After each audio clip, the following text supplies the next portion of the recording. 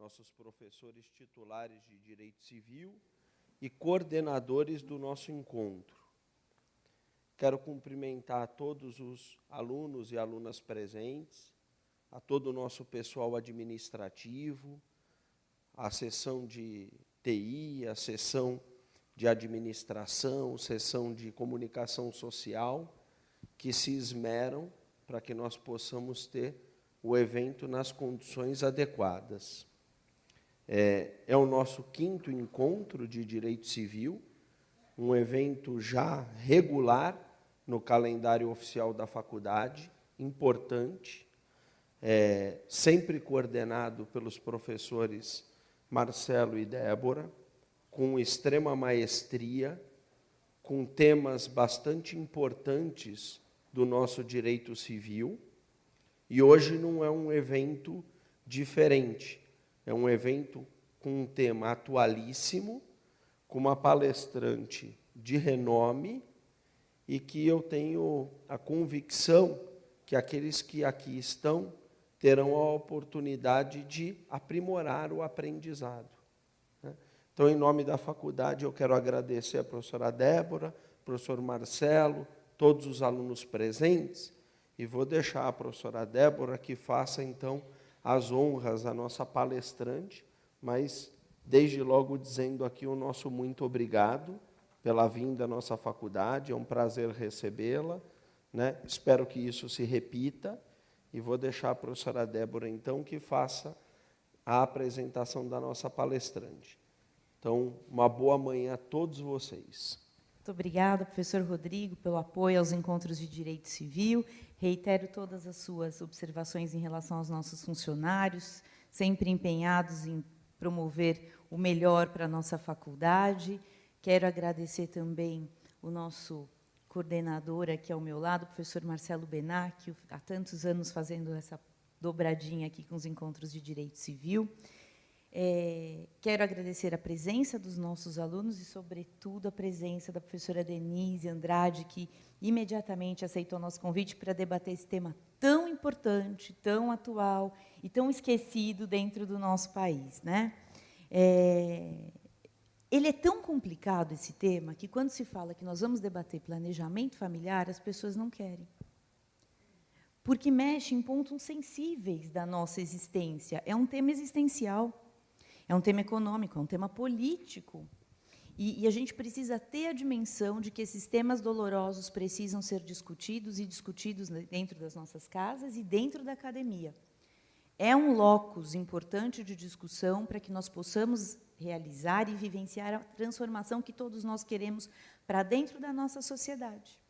Então, fiquei muito feliz. Eu disse que esse é o encontro dos meus sonhos. Não falei isso em sala de aula, pessoal? Encontro dos meus sonhos. Por que o encontro dos meus sonhos? Porque debater natureza jurídica, qualquer coisa, é bacana.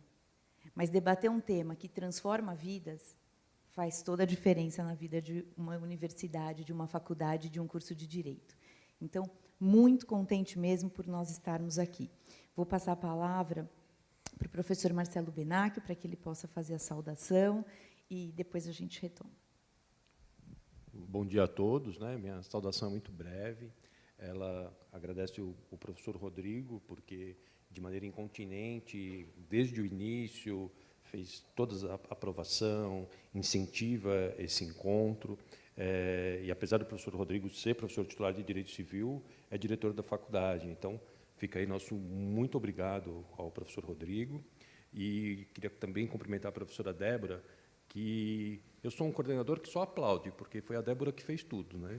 Ela mandava as ideias lá, eu só mandava palminha no WhatsApp. Então, fica aí o meu muito obrigado aí à professora Débora, os cumprimentos, e esse espírito acadêmico da professora Débora, que também acompanha pelo professor Rodrigo, de que essas palestras, esses hábitos sejam frequentes, porque a sala de aula é muito pouco para tudo que São Bernardo deseja, para tudo que nós somos, para a inteligência dos nossos alunos, não cabe na sala de aula.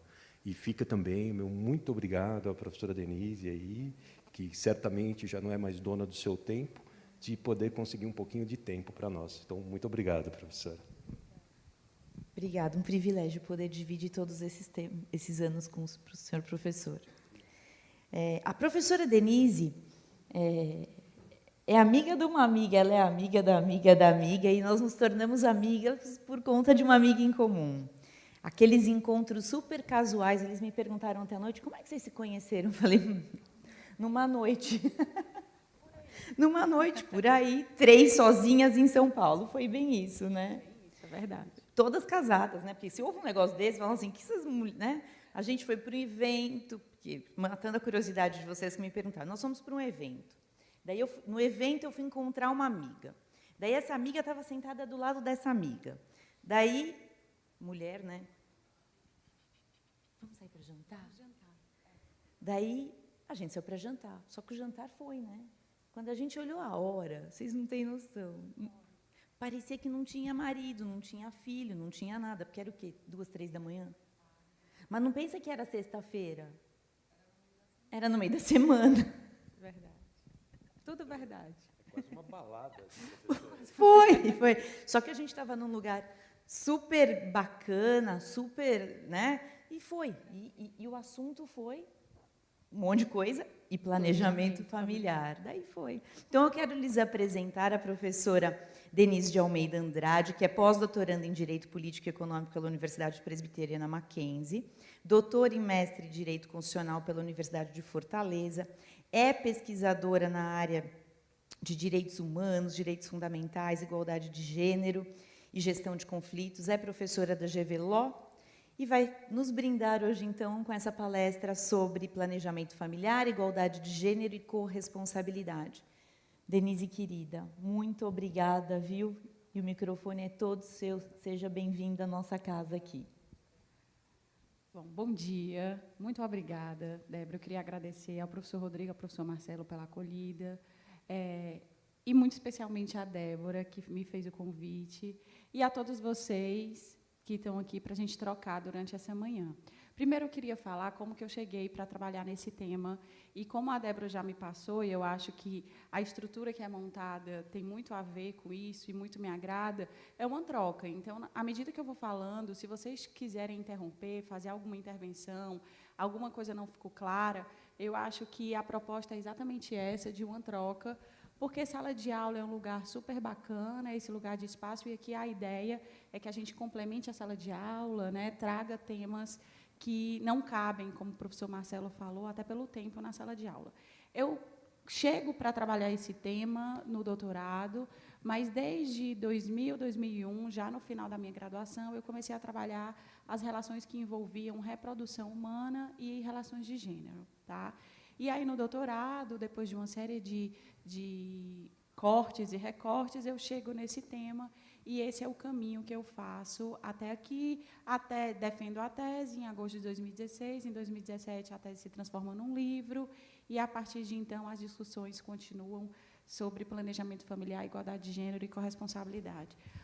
A ideia de conversar hoje com vocês é muito para justificar por que esse tema é importante para o direito, já que muitas pessoas, quando eu comecei a trabalhar planejamento familiar, ainda ali no começo dos anos 2000, diziam, mas isso não é tema da saúde, do pessoal da ginecologia obstetrícia, ou então do pessoal da assistência social, ou, enfim, do pessoal da embriologia, para quem não pode ter uma reprodução biológica sem assistência médica.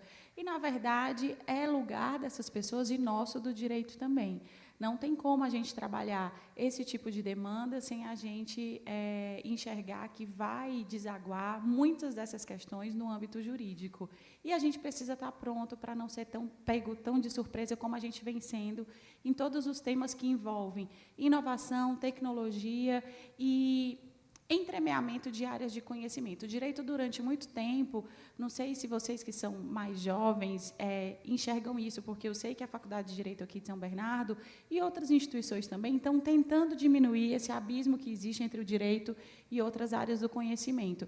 Mas, mais historicamente, o direito ele tinha se afastado, ou ainda se mantém afastado, das outras áreas do conhecimento e da realidade que a gente vive. Então, acho que tem um passador aqui, né?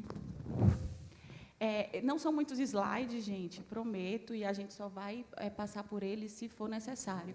Aqui é só uma estrutura, e depois eu passo esses slides para a Débora, e ela repassa para vocês, para quem tiver interesse, não tem nenhum problema. A estrutura da fala passa por esses pontos. Então, só para que vocês já saibam, a gente fala um pouco de controle de natalidade, e essa migração do controle de natalidade à ideia de planejamento familiar, um apanhado do panorama internacional, muito breve. O planejamento familiar como um direito fundamental está posto na Constituição de 88, no artigo 226, parágrafo 7º, e tem legislação infraconstitucional que trabalha planejamento familiar. Então, para aqueles que ainda estavam na dúvida se era um tema eminentemente jurídico, tem a prova do crime, é um tema jurídico, sim. A ideia que a gente tem que discutir, e, na minha perspectiva, para superar, mas a gente está aqui aberto para ouvir e entender propostas diferentes, que é a superação entre a dicotomia do espaço público e privado. Os dados do último censo do IBGE de 2013, a gente só vai ter um outro censo divulgado, provavelmente em 2023.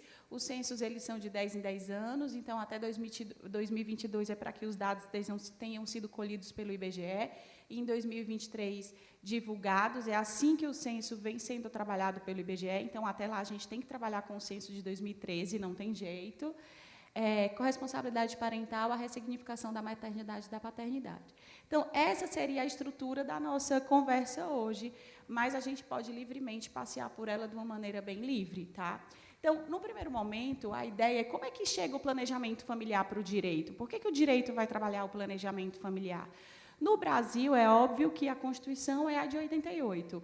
Antes, todas as nossas constituições não tinham nenhuma menção expressa ao planejamento familiar. A lei de planejamento familiar ela também é da década de 90, então, é posterior à Constituição. Não existia nada muito específico sobre o planejamento familiar.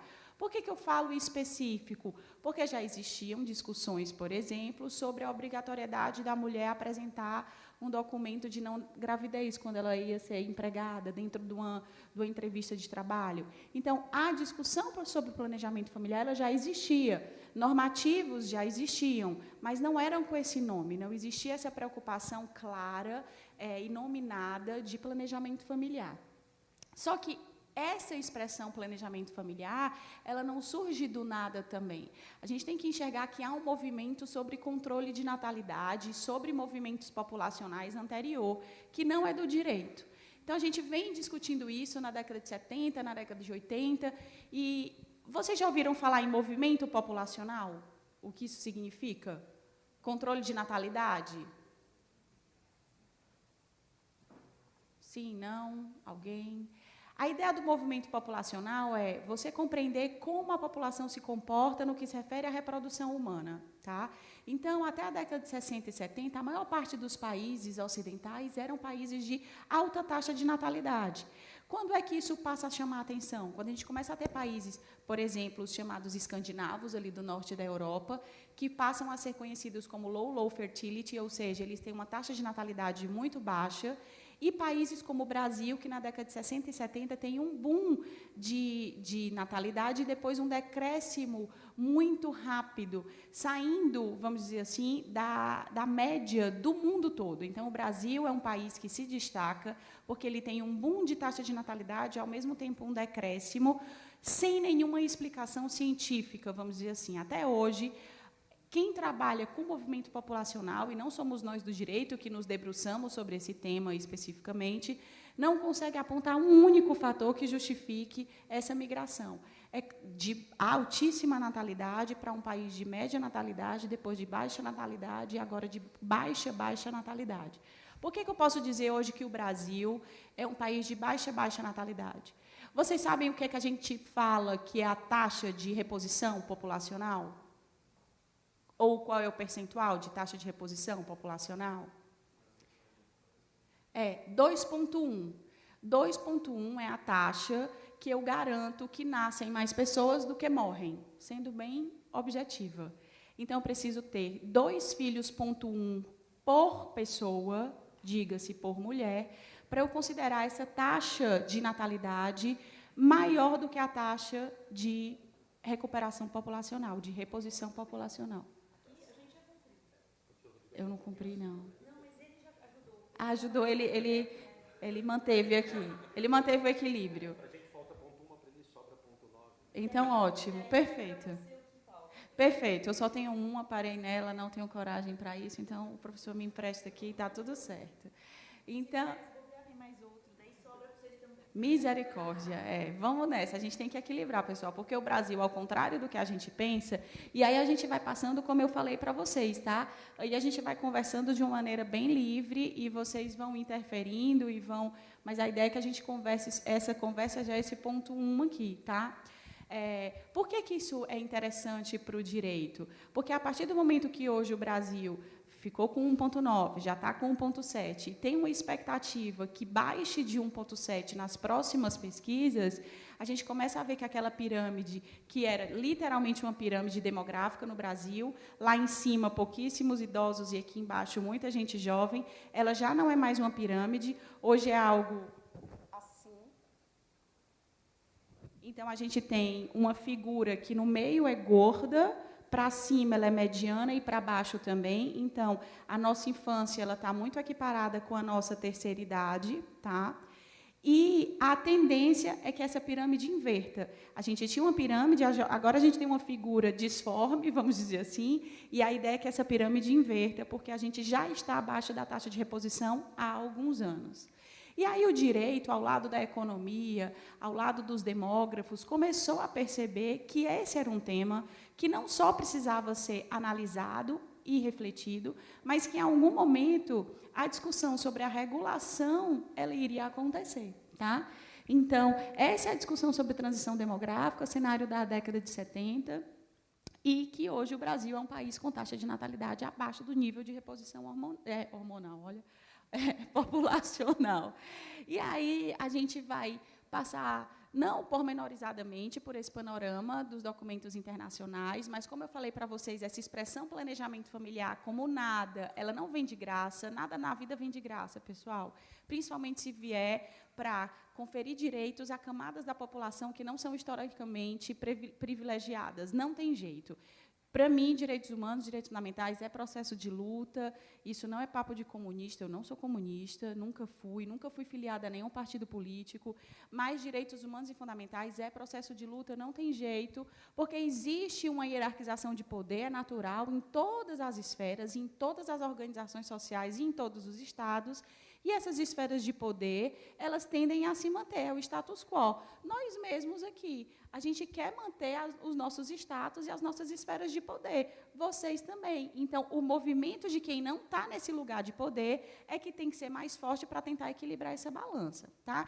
Então, esse equilíbrio de poder veio muito de uma inspiração internacional. Nós, brasileiros, não fomos protagonistas. Nós somos maravilhosos, lindos, maduros nessa temática, e, por isso, nós trabalhamos planejamento familiar, e, por isso, o planejamento familiar está na Constituição de 88, então está tudo certo. Não, isso é uma pressão internacional. A gente vem tendo, sim, capitaneado por mulheres, é verdade, tá? É verdade. O tema de planejamento familiar ele vem sendo tratado prioritariamente por mulheres, e a gente vai chegar num ponto que a gente vai tentar compreender os porquês, porque vocês podem dizer, mas por quê? Se a vida humana interessa tanto a homens quanto a mulheres, né? Se a manutenção das relações sociais equilibradas, a economia equilibrada, postos de trabalho, mão de obra, interessa tanto a homens quanto a mulheres, a gente vai tentar discutir um pouco sobre isso também, mas isso é verdade. Então, aí há conferências internacionais, via de regra, conferências que se ocupavam de temas afeitos e relacionados aos direitos das mulheres, que são a inspiração no âmbito internacional para a gente internalizar, tanto na Constituição quanto na nossa legislação infraconstitucional, as temáticas sobre planejamento familiar. Tá? E aí a gente chega, acho que na parte que nós do direito temos mais vontade de discutir. Como se torna? Então, esses documentos internacionais, eles têm força, eles influenciam as nossas discussões, eles acontecem ali a partir da década de 70, são eventos internacionais que se transformam em documentos. Alguns desses documentos são adotados pelo Brasil, né, como diretrizes normativas, e a nossa culminância é a Constituição de 88 a partir dessa construção teórica. Então, quando a gente vai construir teoricamente o que significa planejamento familiar, ele hoje está no grupo do que a gente chama de direitos reprodutivos. Quem trabalha direitos humanos e direitos fundamentais, principalmente voltado à ideia dos direitos das mulheres, a gente fala sobre 2 blocos muito próximos, que em determinado momento era um bloco único, direitos sexuais e direitos reprodutivos. Tá? Hoje, essa divisão ela vai começando a ser um pouco mais clara, e o planejamento familiar está inserido aí nesses direitos reprodutivos. É claro que com uma interface, com uma interlocução muito clara com os direitos sexuais, tá? Obviamente, mas mais teoricamente dentro do guarda-chuva, vamos dizer assim, dos direitos reprodutivos, tá bom? Aqui é o trecho do artigo 226, parágrafo 7º. A família, base da sociedade, tem especial proteção do Estado, fundado nos princípios da dignidade da pessoa humana e da paternidade responsável. O planejamento familiar é livre decisão do casal, competindo ao Estado propiciar recursos educacionais e científicos para o exercício desse direito, vedada qualquer forma coercitiva por parte de instituições oficiais e privadas. Está aí, pessoal, para a gente discutir um pouco melhor como que a gente chega a esse artigo. Se a gente for pegar as atas da Assembleia Nacional Constituinte de 1987, e eu fiz isso na tese, a gente vai ver que esse artigo ele é praticamente o que foi primeiro proposto pela Subcomissão de Família. Tá? E há uma ida e vinda desse artigo, e ele volta para o começo. É como a gente fala no Ceará, voltou para trás. Então, tem essa proposta inicial, vai, volta, sobe, desce, e volta praticamente para a proposta inicial. A gente tem aí alguns gargalos, e eu não estou aqui para dizer que é bom ou é ruim, mas para levantar para vocês as questões e para demonstrar que nada é pacificado e nada do direito está pronto e acabado, e nós precisamos estar atentos e atentas a esses movimentos para que a gente se posicione de maneira adequada, alinhada aos nossos interesses e àquilo que a gente entende como adequado para um Estado democrático. Quando a gente fala que a família é a base da sociedade, tem especial proteção do Estado, indica 2 princípios constitucionais, né? Dignidade humana e paternidade responsável. Essa paternidade, leia-se, paternidade e maternidade. Tá? Aí, em nenhum momento, houve, ao que me parece, pela leitura das atas, não posso ser leviana, a ideia de que apenas o pai seria responsável e a mãe irresponsável. Havia, obviamente, um apego a nomenclaturas que colocam o homem no centro, como todo o direito foi assim estruturado. Haja vista, pátrio poder, que hoje em dia a gente fala de poder familiar. Então, é muito mais um apego a estruturas formais já existentes do que necessariamente uma falta de compreensão que aqui era maternidade e paternidade responsável. Tá? Um outro ponto é que o planejamento é livre decisão do casal. O que é interessante aí, pessoal? Livre decisão do casal. O que é que poderia ter em substituição a essa expressão do casal?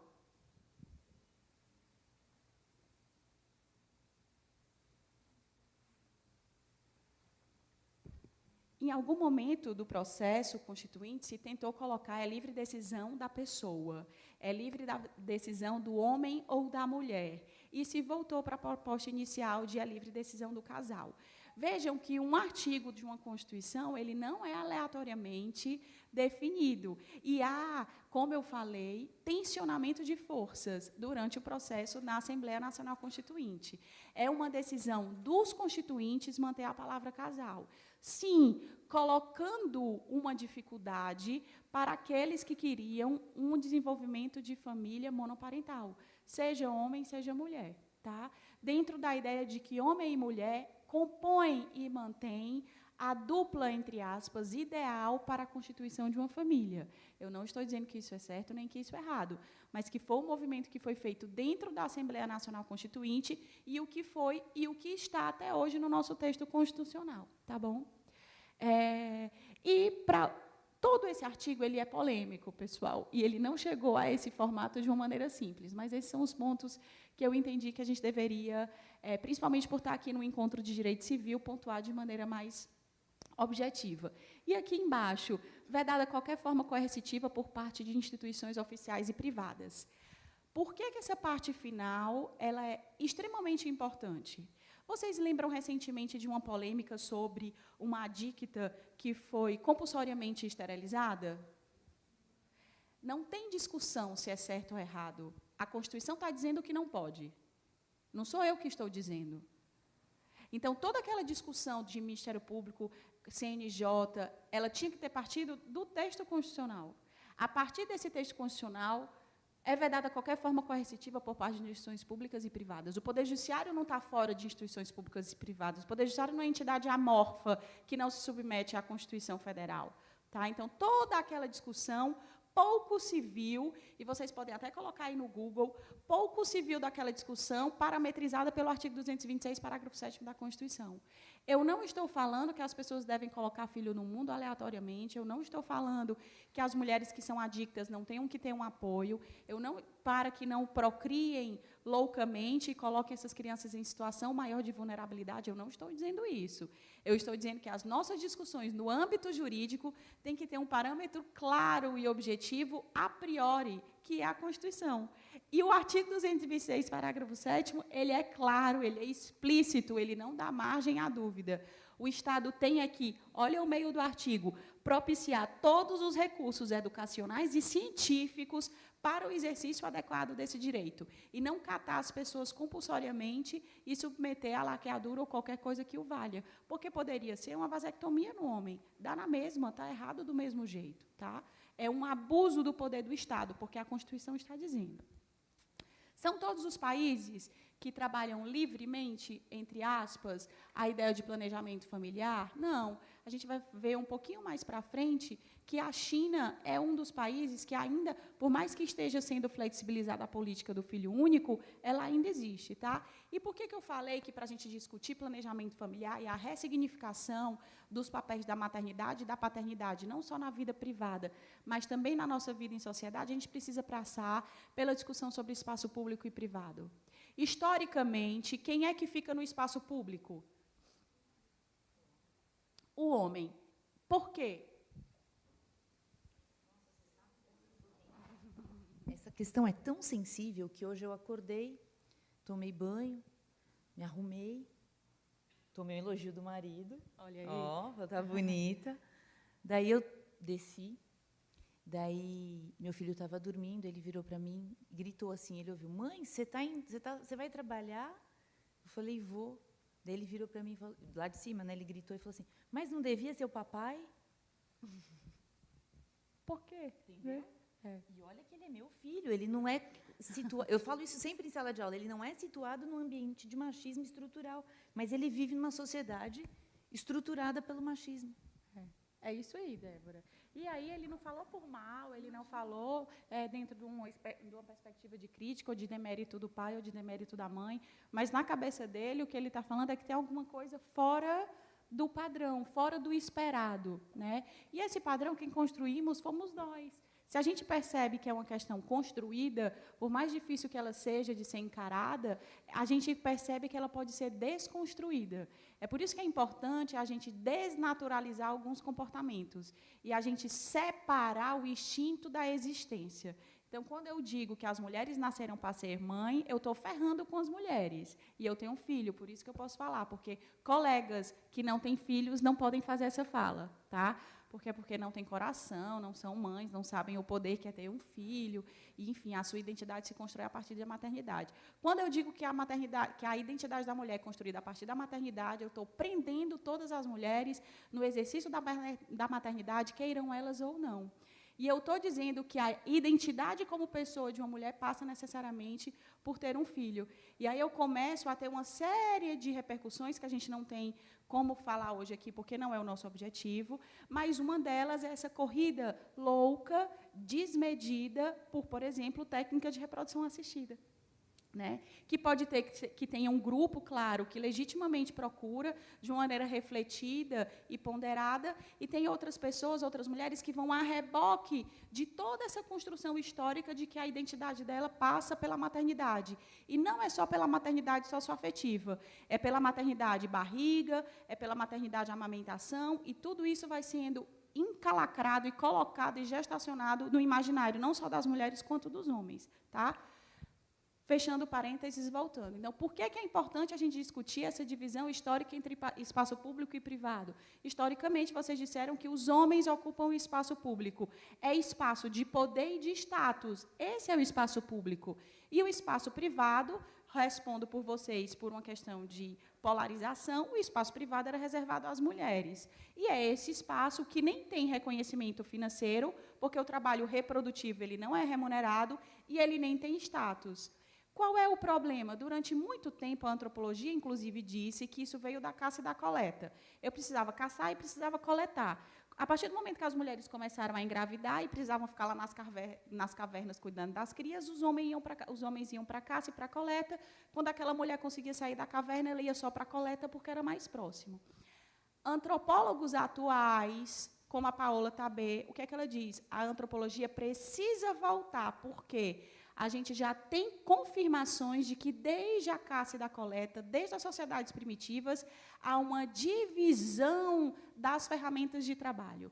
Ferramentas mais fortes, mais pesadas, e que geravam o sentimento de segurança, no sentido de proteção de ameaças, eram destinadas única e exclusivamente a manejo dos homens.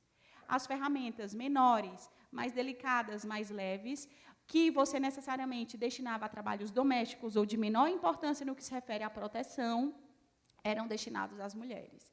Então, talvez o gargalo esteja desde antes das sociedades primitivas. A gente do direito não vai conseguir resolver isso, mas os antropólogos já começam a se movimentar nesse sentido. Tá? Então, é importante a gente entender que, historicamente, existe essa divisão entre espaço público e privado, e o que a gente precisa compreender é que esse espaço público e privado ele precisa ter um maior intercâmbio pessoal. Porque a ideia não é que a gente inverta, que agora a mulher vá para o público e o homem venha para o privado e a gente inverta. Não, a gente não é para mudar a forma de estruturação de opressão e oprimido. A ideia não é essa. A ideia é você intercambiar atividades, intercambiar habilidades possíveis a partir das diferenças, respeitando essas diferenças, compreendendo o que é que um pode fazer e o outro pode fazer, para que a gente aumente a nossa potencialidade humana, não só nas relações interpessoais, como nas relações familiares, como nas relações sociais e também nas relações econômicas. Então, é por isso que a gente precisa fazer essa reflexão, né? E que o espaço público é político, o privado não é político. O espaço privado é político, sim, porque na hora que a Débora acorda e o filho vê que ela sai de casa para trabalhar enquanto o marido, que é pai dele, está lá e resolve, isso é um espaço de discussão política, isso é um espaço de disputa de poder. Então, a disputa de poder não é só essa disputa agressiva, violenta, isso é disputa de poder. Isso é construção de uma outra matriz mental para as novas gerações. Então, é por isso que é tão grave e por isso que é tão sério quando a gente vê declarações de quem quer que seja que tentem voltar para um ponto de onde a gente nunca deveria ter chegado.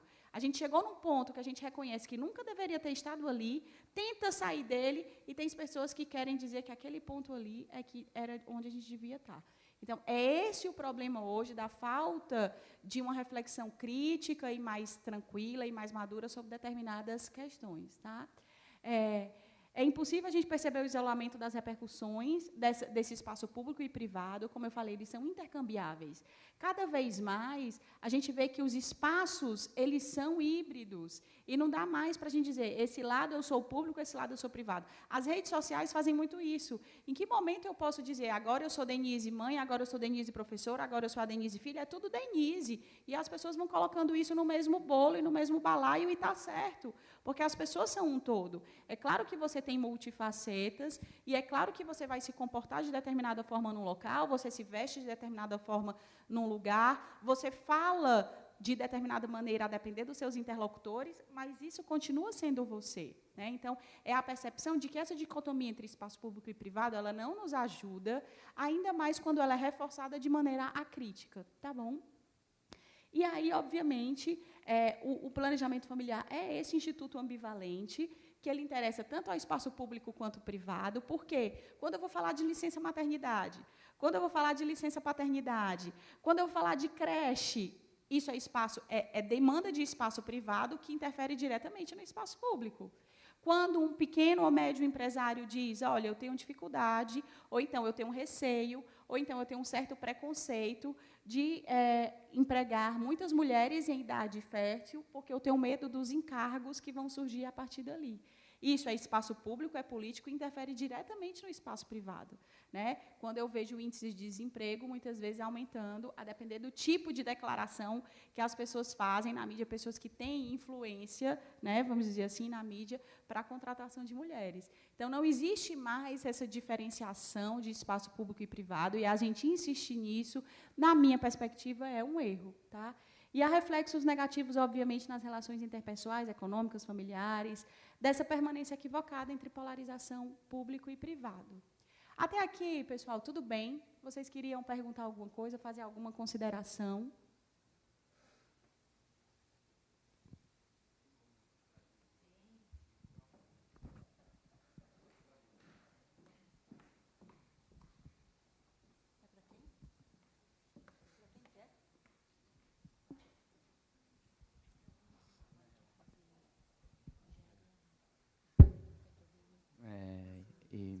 E aí, beleza? Eu tô falando que é você para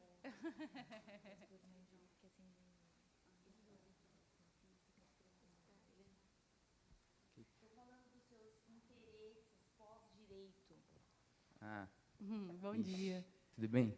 Tudo bom? Então, eu fiquei relacionando tudo que você estava falando. Eu não sei se você conhece o professor John Calhoun, que ele fez Calhoun.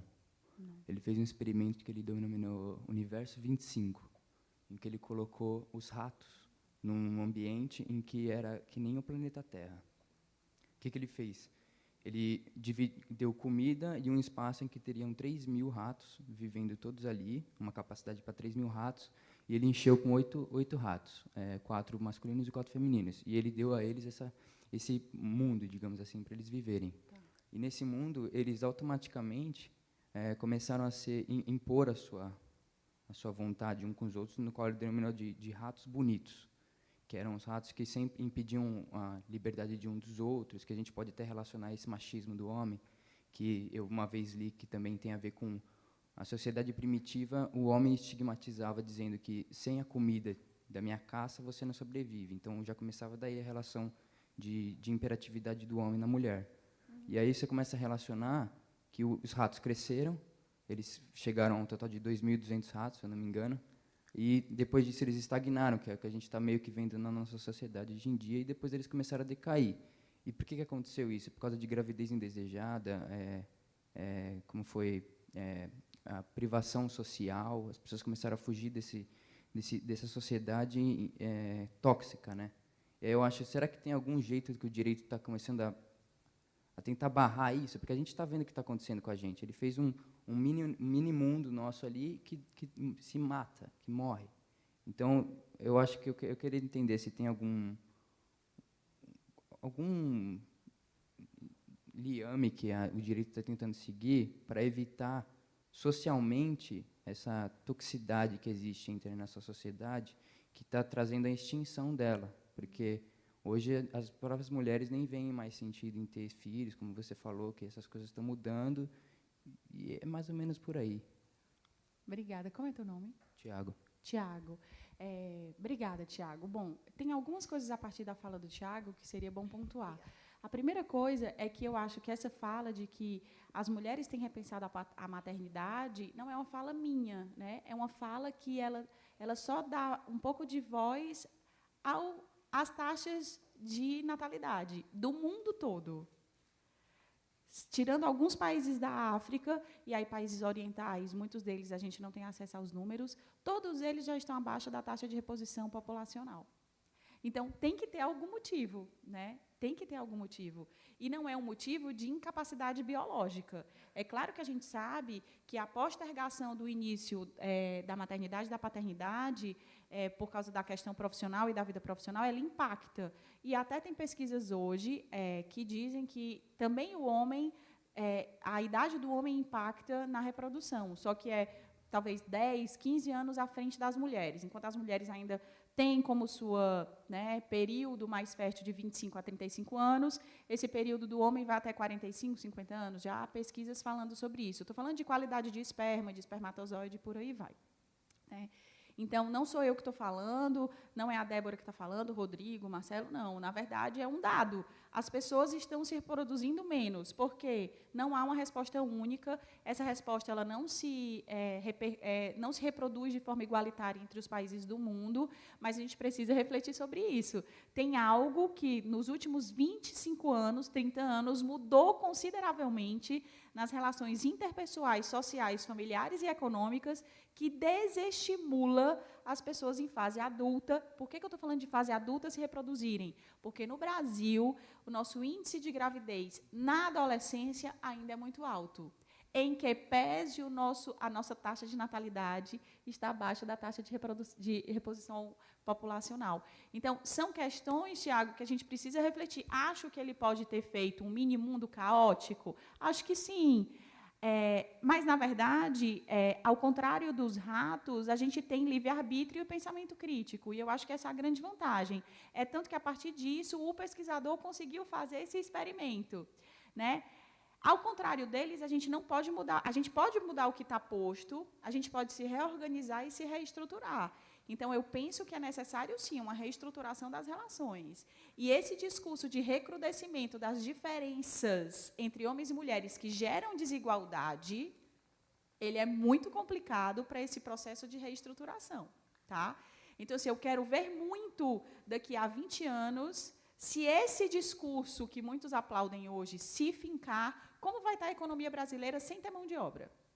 Porque um dia eu brinquei num restaurante, numa hamburgueria, em que estavam 4 casais, e um deles era um pequeno empresário, e ele disse, eu não tenho contratado mais mulheres porque elas faltam muito para levar filho na babá e na escola. Aí eu disse, pois eu vou fazer um clamor aqui a todas as mulheres da hamburgueria para elas não se reproduzirem mais. E se a gente começar esse processo, eu quero ver como fica a economia e pequenas empresas como a sua, se as mulheres não se reproduzirem. Não vai ter mão de obra. E aí, o que você vai fazer? Você não vai ter nem empresa. Hoje, você tem, pelo menos, um problema para resolver. No futuro, se a gente não se reproduzir, não vai ter problema, porque não vai ter mão de obra. Então, assim, as pessoas são muito hipócritas nas falas, né? E elas reforçam essa hierarquização de poder. Então, acho que essa pesquisa dele é impactante, claro que sim. Mas acho que a gente tem esse poder de desconstruir, de reconstruir. Por isso que eu discordo muito dos discursos que são essencialistas, né? Me incomoda bastante, porque o discurso essencialista é o quê? É que define determinada pessoa por uma ação. Então, a mulher por ter filho, o homem por ter trabalho e ganhar dinheiro.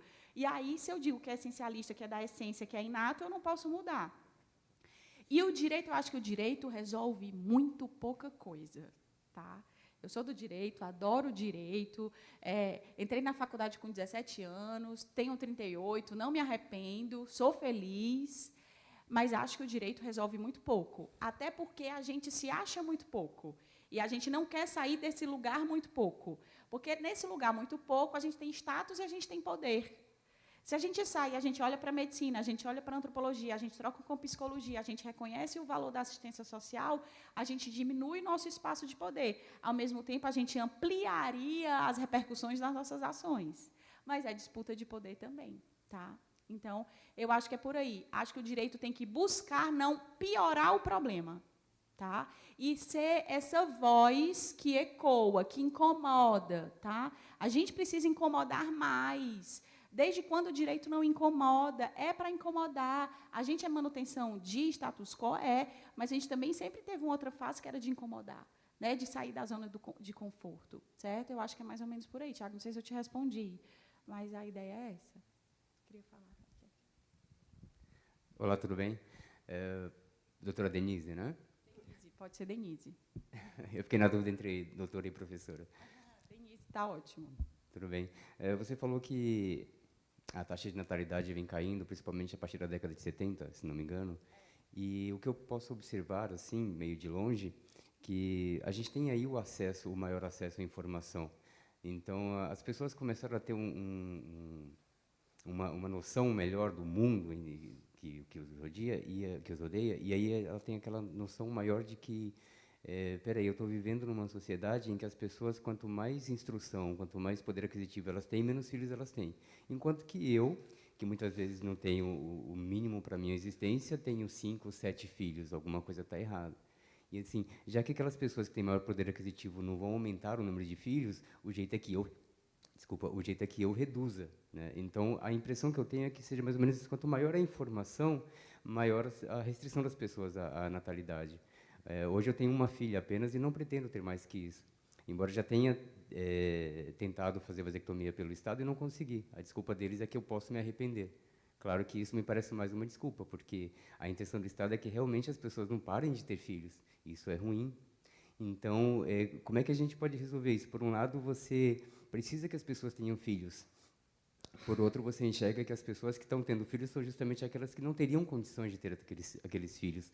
Será que uma medida, uma forma de resolver isso não seja, ao invés de incentivar as pessoas, por exemplo, no meu caso, em que o Estado quer que eu tenha mais de 2 filhos, ao invés de incentivar as pessoas a terem filhos, de repente abrir as portas para as pessoas de outros países, de repente que vivam numa situação de vulnerabilidade, venham para cá, aumente a força de trabalho, faça a engrenagem começar a girar de novo, ao invés de simplesmente incentivar que as pessoas tenham filhos. Tá ótimo. Como é teu nome? Adriano. Adriano, assim, a tua colocação ela tem inúmeras repercussões. Eu não sei se eu vou conseguir falar sobre todas, mas começando pelo que eu estou me lembrando. Primeiro, quando o Estado diz que você pode se arrepender, essa fala é muito simplista. Obviamente, não é o Estado que vai dizer que você pode se arrepender ou não, mas, na verdade, é uma preocupação do Estado, e deveria mesmo, que os métodos contraceptivos teoricamente irreversíveis, ou seja, vasectomia e laqueadura, eles sejam a última opção. Por quê? Porque eles são irreversíveis.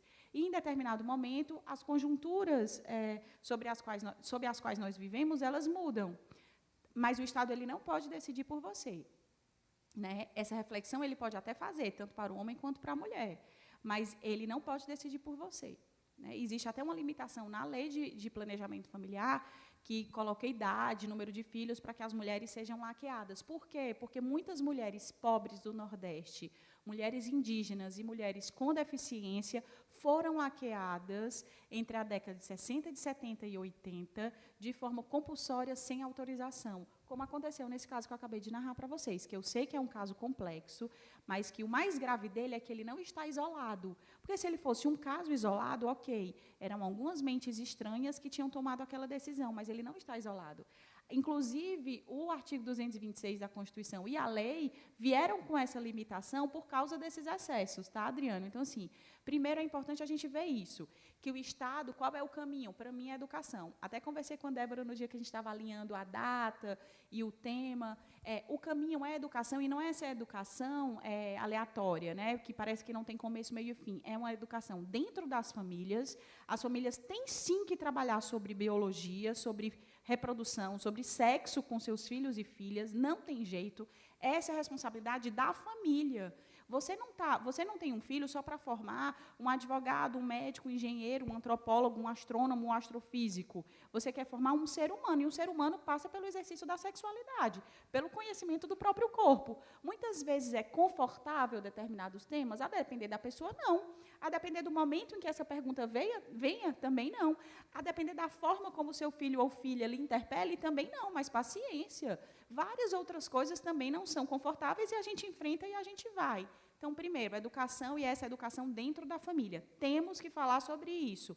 Ponto. Denise, qual é o momento? Depende da família, depende da criança, depende do pai e da mãe. Mas não vai me deixar para falar que sexo é bom se for bem feito com 18 anos. Não vai funcionar. Né? Ou então dizer que não é bom, não faça só quando você casar. Não vai funcionar também. Então, assim, o momento, a idade, se é com 12, se é com 13, se é com 15, se é com 16, é a família que define, são os cuidadores ali, pai, mãe, avô, tio, madrinha, não sei. Mas é preciso falar. E as escolas também têm responsabilidade sobre isso. No sentido que a escola não tem que trabalhar química, física, biologia, matemática. Qual é o ponto de partida de uma biologia que não seja a fisiologia humana? Se você vai trabalhar aparelho digestivo, você fala, você come, você passa pelo esôfago, pelo estômago, pelo intestino, você vai ao banheiro, você defeca. Qual é o problema? Ninguém tem problema de falar disso. Agora, se você disser que você, a partir de determinada idade, você vai ter hormônios, que o seu desejo sexual vai aparecer, que você pode se masturbar ou não, que você pode manter relação sexual ou não, e que daquela relação sexual você pode ter uma DST, uma gravidez, aí as pessoas não querem falar.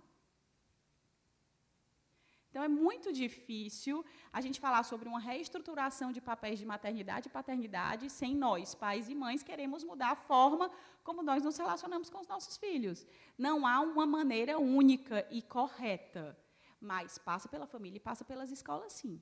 A escola não é para fazer panfletagem, né, sobre determinados assuntos, mas ela é espaço, sim, de conhecimento, do mesmo jeito que a academia também é. A gente precisa reconhecer isso, não tem jeito, tá? Então, acho que o caminho é a educação nesses termos. O Estado deve, sim, em determinado ponto, desestimular métodos contraceptivos, a meu entender, que sejam irreversíveis, mas, a depender do que você quer, o Estado deve lhe dar essas condições para fazer, por exemplo, a vasectomia, no seu caso, acho que sim.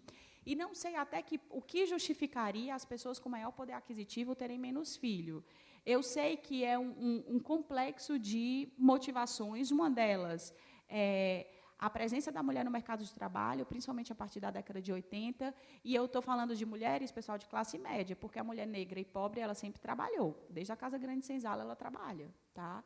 Então, estou falando de nós aqui, que estudamos em alguma medida e que temos algum tipo de aporte que não seja trabalhar, comer, ter que trabalhar para comer. Essa mulher sempre trabalhou. Então, também vamos colocar uma lente crítica. Quando a gente fala do ingresso da mulher no mercado de trabalho, que mulher? Porque a mulher preta e pobre, ela sempre trabalhou. Tá? Então, o ingresso dessa mulher da classe média no mercado de trabalho, que faz com que haja um adiamento da gravidez e da maternidade, sim, não tem como a gente discutir isso. A diminuição de rede de apoio. Rede de apoio é o vizinho, é a madrinha, é o padrinho, são os avós à disposição daquela criança. Então, há uma diminuição de rede na nossa geração, isso também é inegável, né? Porque avós e avós ainda estão trabalhando. Meu pai, por exemplo, ainda trabalha 10 horas por dia. Na época dele, o pai dele, com 68 anos, que é a idade do meu pai, não trabalhava mais. Não tinha mais essa carga horária. E ele quer essa carga horária. Então, as relações mudaram. Por isso que eu estou dizendo que as mudanças não são necessariamente ruins, mas isso altera a forma como as pessoas se relacionam. Então, não sei bem te dizer um único motivo, mas sei que vários... O poder aquisitivo, as demandas de uma sociedade de consumo e capacitista, sim, porque a gente quer que nosso filho faça inglês, francês, javanês, mandarim, que ele vá para os Estados Unidos, que ele vá para a Disney, que ele vá... Né? Então, assim, vira aquela coisa, mas como é que eu vou pagar o plano de saúde e levar todos para a Disney, e depois eles vão querer fazer um intercâmbio, e depois da faculdade eles querem fazer o mestrado fora. Antes, os nossos pais queriam que a gente comesse, estudasse e se virasse. Né? Olha, eu vou lhe criar, você vai ser uma pessoa civilizada, você vai estudar, e você vai se virar, e vai ser lindo, e vai dar certo. Hoje em dia, parece que a gente quer criar um legado, a gente não tem filho, a gente tem herdeiro, né? É sempre a ideia, você está tendo herdeiros ali, que você tem que trabalhar loucamente para aquelas pessoas, parece que elas nunca vão ser produtivas. Então, eu acho que isso a gente não faz conscientemente, mas eu acho que tem isso dessa sociedade de consumo e capacitista, influencia. Então, Adriano, assim, não acho que tenha uma resposta só, acho que é uma conjuntura bem complexa e que a gente tem que refletir sobre ela. Acho que o difícil é pessoas de baixa renda que estão se reproduzindo sem querer, porque o próprio Estatuto da Criança e do Adolescente diz: renda não significa cuidado. Poder aquisitivo alto não significa não abandono. Né? E se o ECA está dizendo, não é porque é uma lei, mas é porque é fruto de muita realidade, de muitas reflexões. Mas a gente tem que saber por que adolescentes estão ficando grávidas sem desejar e por que famílias de baixa renda estão se reproduzindo sem querer. Esses dados segundos eu não tenho, tá? Mas acho que uma reflexão é bem complexa. Queria falar. Então, professora, aconteceu um exemplo do que você falou na sua fala ontem comigo, um exemplo da minha irmã. Eu fui almoçar com ela, né? E aí ela trabalha numa grande importadora, ela é gerente, e a empresa ofereceu um bônus para quem atingisse a meta, né? A minha irmã atingiu 80% da meta e ganhou um bônus X, 2,5 salários, né? E ela estava toda feliz, a gente estava almoçando, ela falou: nossa, eu estava nessa vibe legal. E uma outra amiga minha, gerente, me ligou super triste, desmotivada. Ela falou assim para minha irmã: Lu, eu atingi 90% da meta, só que eles não vão me dar o bônus total, eu estou ganhando até menos que você, porque eu saí de licença maternidade. Então, assim, o CEO da empresa, uma grande importadora, falou isso para ela, né? Independente do direito que ela falou, olha, depois eu vou atrás, né?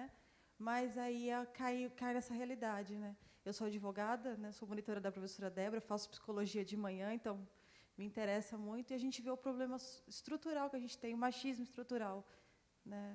Que a gente acha que está tão longe da gente e está tão perto. Ontem mesmo a gente se depara, né? Que ela está super desmotivada. Poxa, eu atingi 90% da meta e eu não vou ganhar o bônus porque eu saí de licença maternidade. Como é teu nome? Karina. Karina, obrigada pelas suas considerações. Na verdade, fica a pergunta para ela, para mim, acho que para todos vocês. Se um CEO, a gente passa pela ideia de lucro e ela atingiu 90% do objetivo, ela cumpriu a missão dela. Não importa o que ela estava fazendo, se ela estava parindo ou não, né? Então, o que motiva essa decisão, se o objetivo tinha sido atingido? Era só fazer uma proporção. 100% ganharia X, 90% ganha Y. Regra de 3. Né? Qualquer CEO conseguiria fazer isso, ou pelo menos deveria. Então, quando a gente fala de machismo estrutural, é importante esse tipo de exemplo para que não fique perdido como se fosse uma palavra solta e de ataque aleatório. Né? É esse tipo de situação. Eu sou CEO, eu quero resultado. Minha funcionária dá resultado, mas ela tem filho. E aí tem um mais aí, né? Ela dá resultado, mas ela tem filho. Era o contrário, ela dá resultado, ela tem filho e ela consegue. Né? Então, é essa a ideia do machismo estrutural, que não tem justificativa. Por isso, ele é estrutural por isso, porque ele não tem uma relação lógica com a realidade. Né? Bom, qual seria a sua sugestão para o caso das mulheres adictas em relação a uma possível esterilização? Eu sempre penso em alguma esterilização provisória, não por conta de esterilização, mas por conta de proteção, né, numa visão protetiva. Você vê alguma saída? Porque também é óbvio que ninguém quer aquilo que acontece, que aconteceu, mas também ninguém quer ver a menina entrando na Cracolândia e saindo grávida 8 vezes, como a gente viu um caso. Né? Qual seria, assim, eu penso em esterilização transitória. Como se fosse uma indução à infertilidade, né? Uma coisa assim que é transitória. Será que vai conseguir? Eu acho, Débora, que é um tema muito difícil e super sensível. Por quê? Porque passa pela autonomia, né?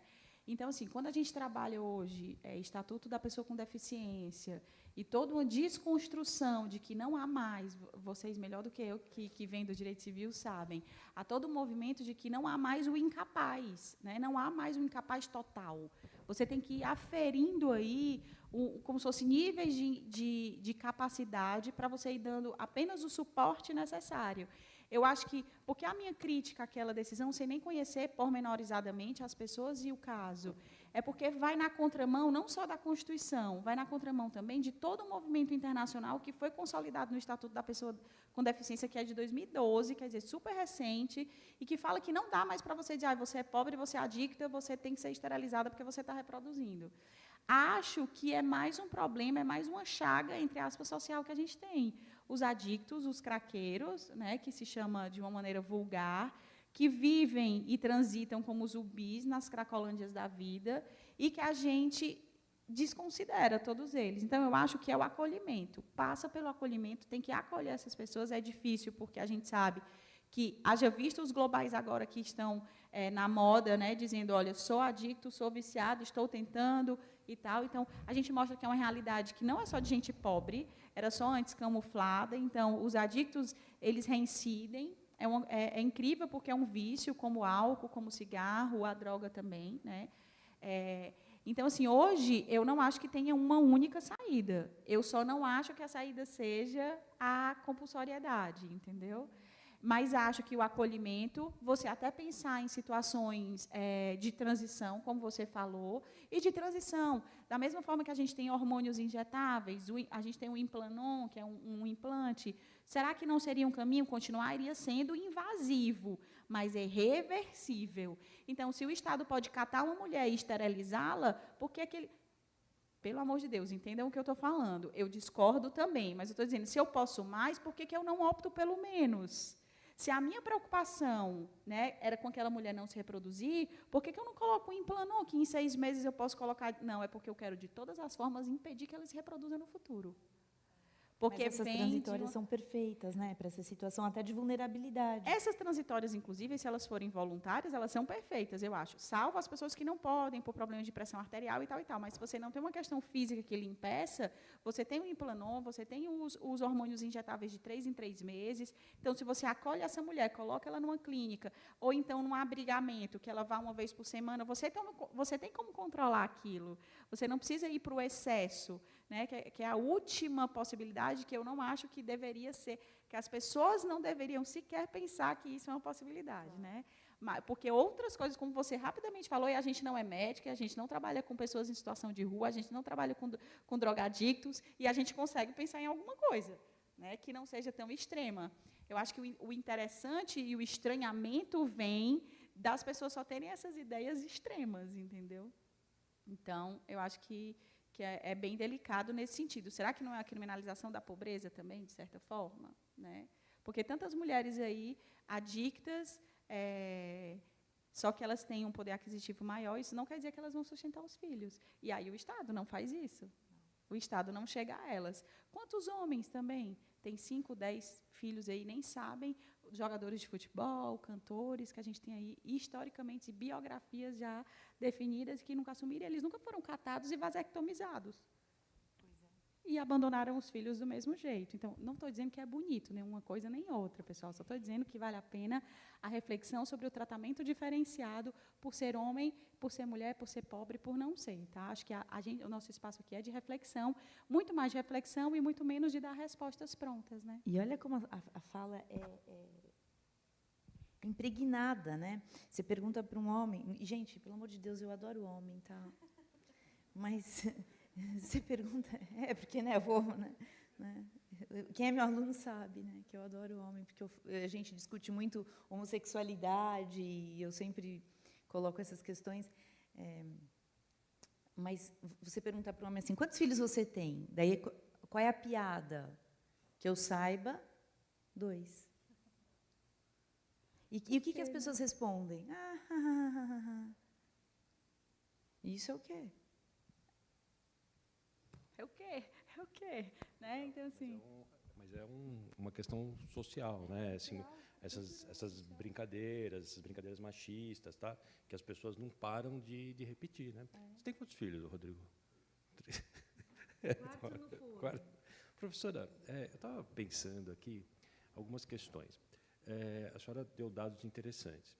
Por exemplo, eu não recordo, mas, salvo engano, é menos de 5% dos CEOs de todo mundo, um dado que saiu recentemente, são mulheres.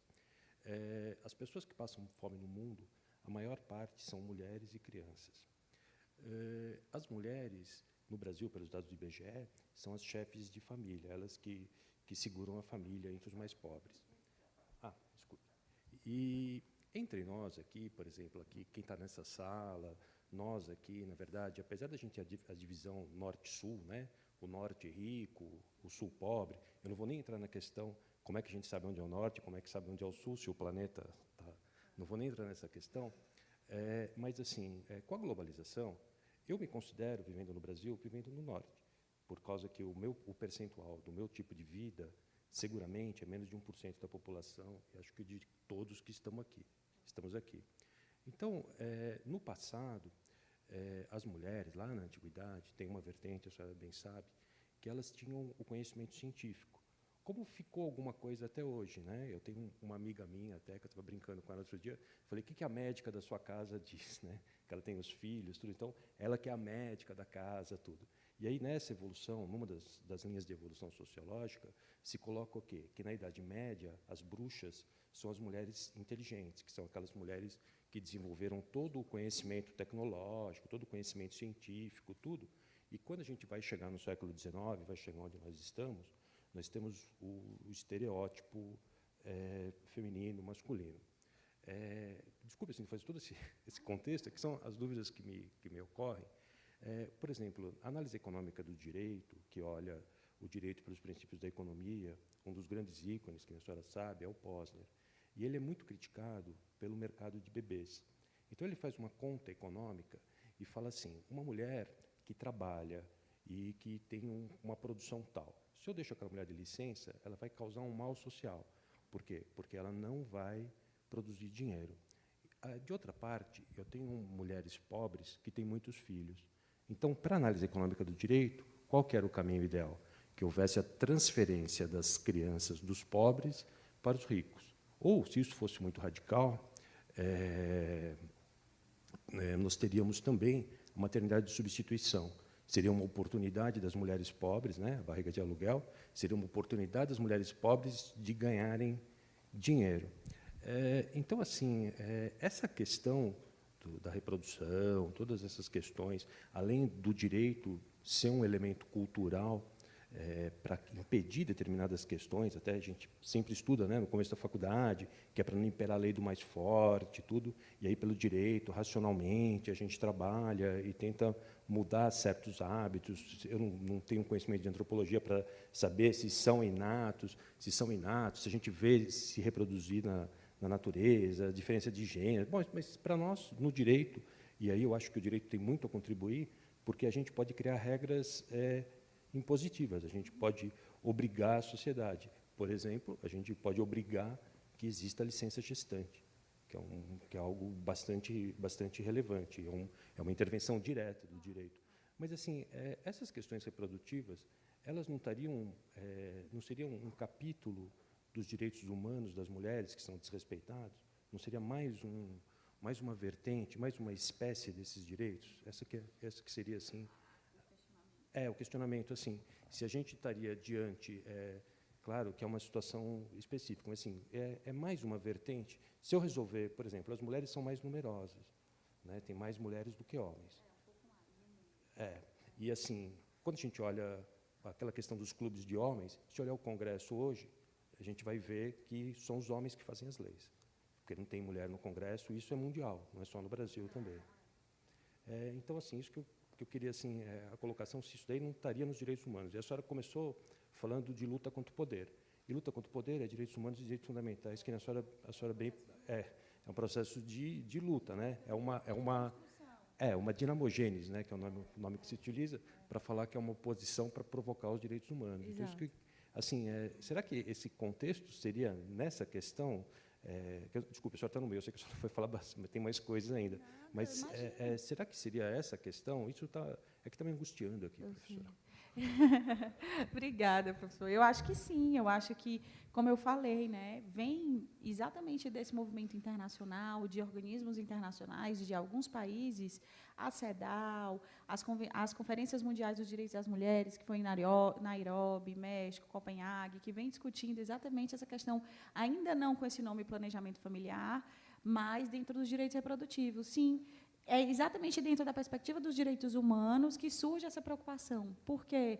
Porque, para o homem, isso é ok, né? Para o homem nunca foi um problema a reprodução. E isso é o que está certo. A reprodução é minha, né? É uma faceta da minha individualidade, da minha identidade, é ok. Para a mulher, é que não. Por quê? Porque a mulher é objeto, por exemplo, de violência sexual em guerra. A mulher ela é escravidada sexualmente para recrutamento.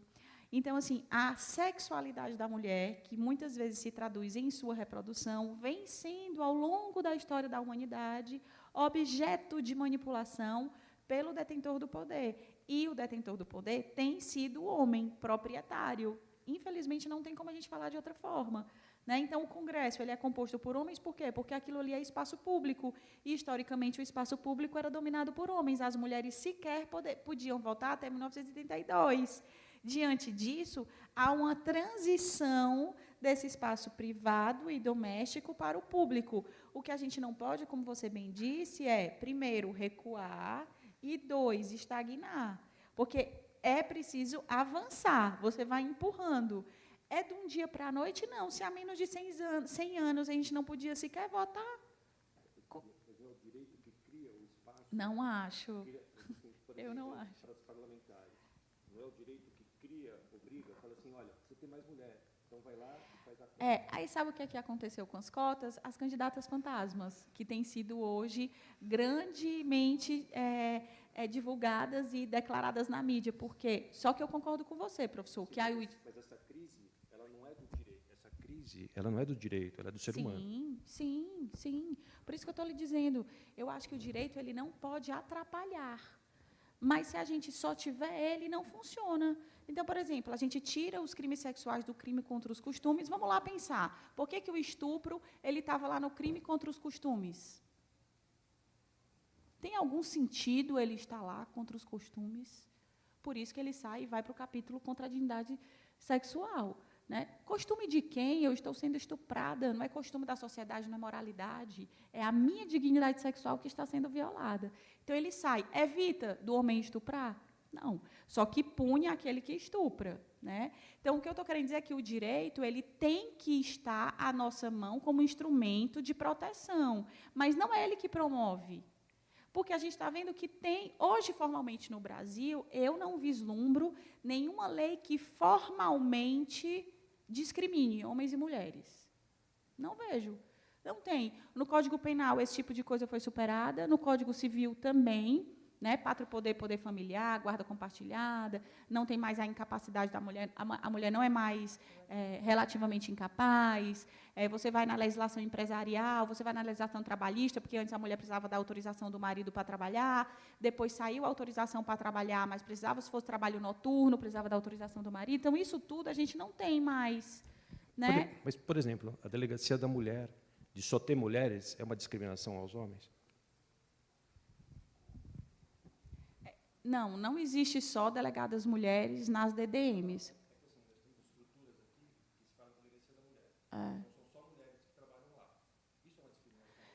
É isso que eu estou lhe dizendo. Não são só mulheres que trabalham nas DDMs. A gente tem, via de regra, delegadas titulares de DDMs, é verdade. Mas há algumas DDMs no Brasil que têm como titulares homens. E em todas as DDMs, quase todas, não é uma palavra muito forte, né? Mas em grande parte das DDMs você tem servidores, investigadores, escrivães que são homens. Né? Então, dentro de uma estrutura de serviço público, eu não vejo como discriminação. Acho que é muito mais uma escolha por um atendimento mais adequado, na medida em que, se eu vou falar de uma violência que eu sofri praticada via de regra por um homem, provavelmente, isso não é a Denise que está falando, são os estudos da psicologia, porque eu não sou psicóloga, né, que pode haver um processo de revitimização se todos aqueles que vão me atender partilham da mesma, vamos dizer assim, estrutura do agressor, entendeu? São homens, têm o mesmo traço de fala, têm a mesma impostação de voz, porque nós nos identificamos, né, não tem como. Então, é nesse sentido. Não vejo uma discriminação nesse sentido, até porque existem, sim, homens trabalhando nas DDMs. Mas, só voltando à sua consideração anterior, acho que sim, acho que é o movimento internacional que traz, acho que malfere boa parte das diretrizes dos direitos humanos, das mulheres, no sentido do direito reprodutivo também. Mas acho que, quando a gente começa, mas também é uma reflexão minha, a gente está aqui exatamente para construir coletivamente e discordar também coletivamente. Acho que, quando a gente começa a falar dessa maneira, colocando a economia e o lucro, porque a economia ela não tem que visar só o lucro, foi como eu falei.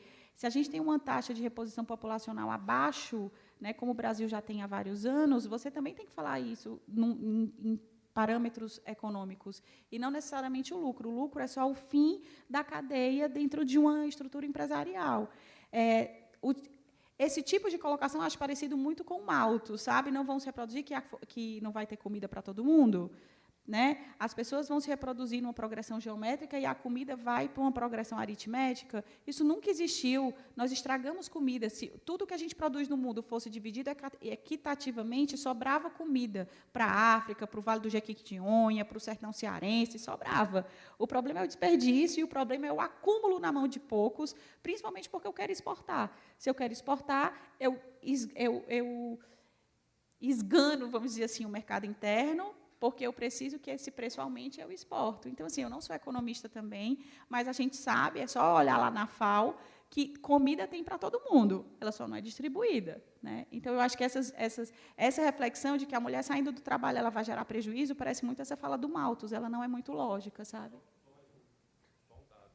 WWF, que se nós consumirmos que nem um francês, nós precisaríamos de 5,6 planetas. 5,6? Planetas. Se consumíssemos Igual o francês, porque a maior parte do mundo é pobre, né? Mas se todo mundo tivesse aquele, eu não lembro agora de cabeça do americano, mas do americano precisaria de mais planetas. Então, assim, Haja visto o número a quantidade de plástico que a gente joga, né? do consumo geral. E aí tem aquela discussão se a Terra acabou. Não, mas é o consumo excessivo, né? Você tem toda a razão, o consumo excessivo. Porque o fenômeno econômico como está hoje, ele é pós a queda do Muro de Berlim, e que as empresas multinacionais começaram a obrigar as mulheres, na sua maior parte, a ter essa visão econômica neoliberal. Então, eu acho que também passa por combater tudo isso. Com certeza, uma conjuntura macro, né? Bom, deixa... Só para usar um negócio. Ele foi muito educado agora. Ele virou e falou assim, passou a fazer com que as mulheres tivessem essa postura econômica pós-liberal. Gente, consumismo. Eu acho muito difícil ser mulher. Não tenho dúvida. Apesar de eu não ser mulher. Não, é verdade, porque é muita exploração e é muito desrespeito de direito. Eu falo isso em sala de aula para os alunos. Eu acho que as mulheres precisam ter alguma coisa efetiva. O trabalho científico da professora Denise, eu aplaudo muito, porque alguma coisa precisa ser feita, professora. E ninguém fala assim de maneira tão específica e com tanta coragem e com tanta ciência. Como a Débora começou falando, só um minuto, professor. A Débora começou falando, é um tema em que a gente se expõe, a gente gera desconforto, a gente fala coisas que as pessoas, principalmente no momento em que está polarizado, era diferente falar sobre esse tema em 2012, 2013, as preocupações eram outras. Hoje, a gente não vive só no Brasil, não é só no Brasil, não, pessoal. No mundo, a gente vive um momento de intolerância. Haja visto esses episódios de violência que a gente está vendo no mundo todo. Isso não é que nada mais mas é uma face muito clara da intolerância e da dificuldade que as pessoas têm de conviver com o diferente, inclusive com posicionamentos diferentes. Então, é muito fácil eu falar aqui de tolerância e eu não aceitar uma argumentação que venha de encontro ao que eu penso, ou uma consideração que venha de encontro ao que eu penso, e isso me exaspera, e isso me incomoda, e isso eu saio criando inimigos aí, vida afora. Quer dizer, isso vai sendo estimulado em todas as relações, em todos os espectros. Concordo plenamente. Bom,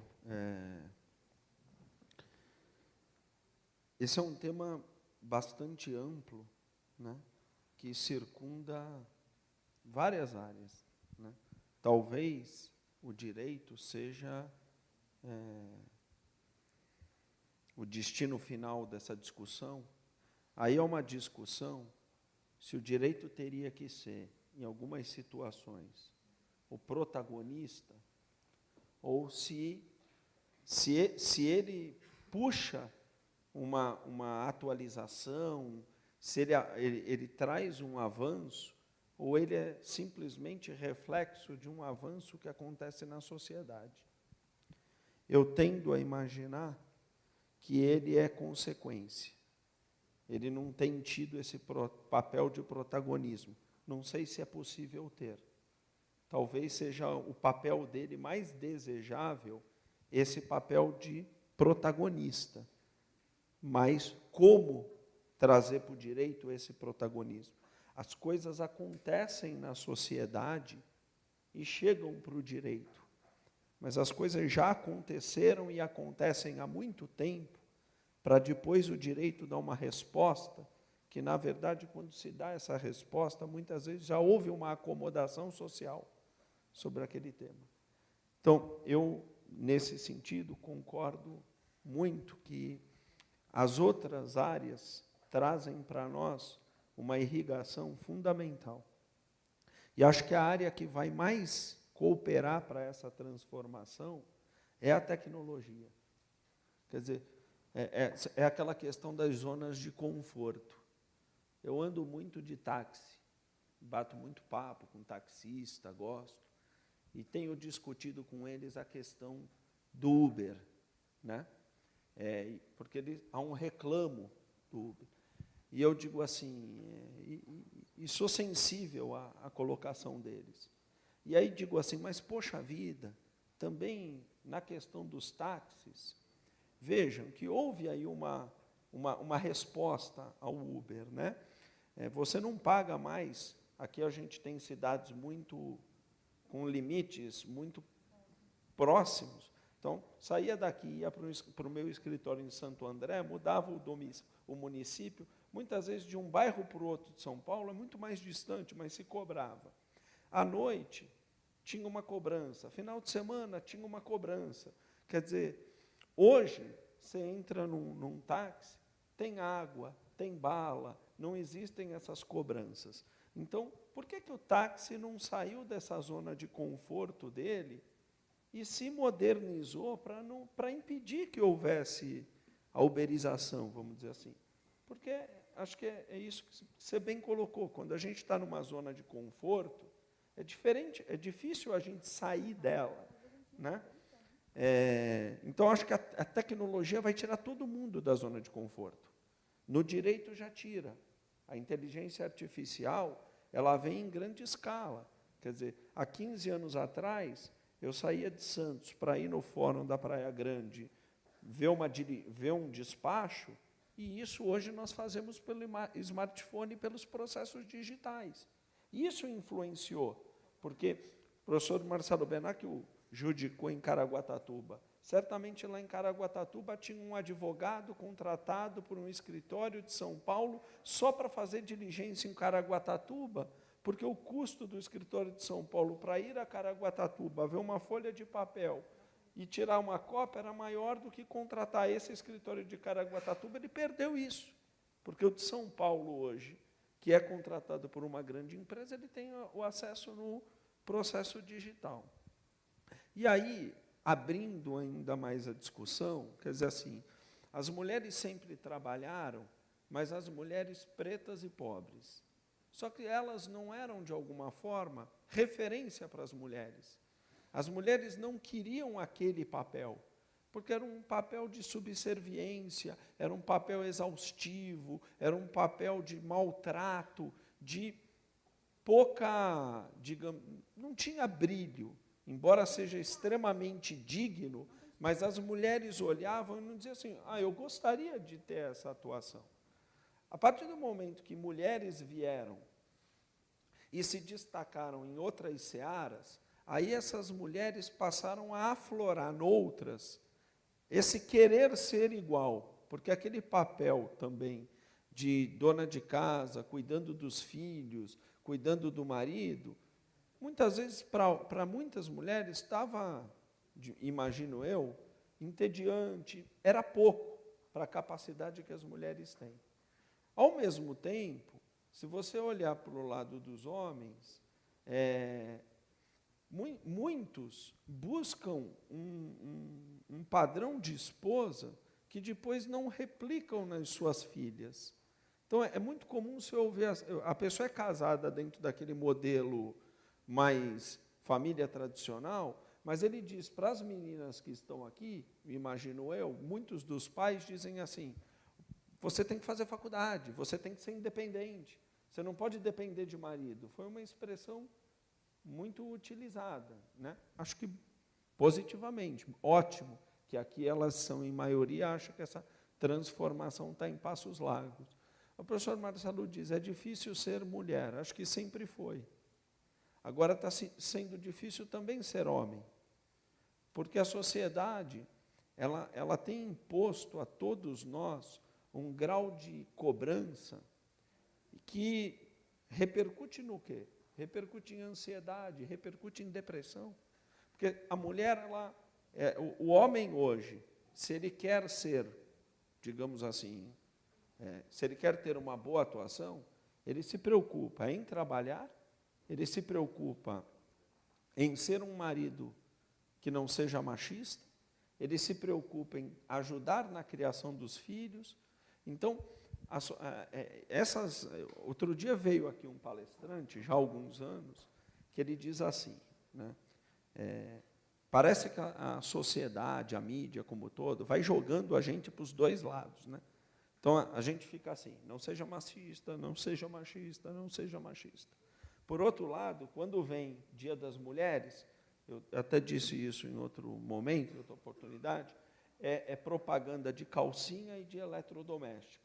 Então, não seja machista, não seja machista. Aí vem Dia das Mães, Marisa, roupas íntimas e eletrodomésticos. Então, um completo absurdo. E a gente vivendo nessa tensão, né?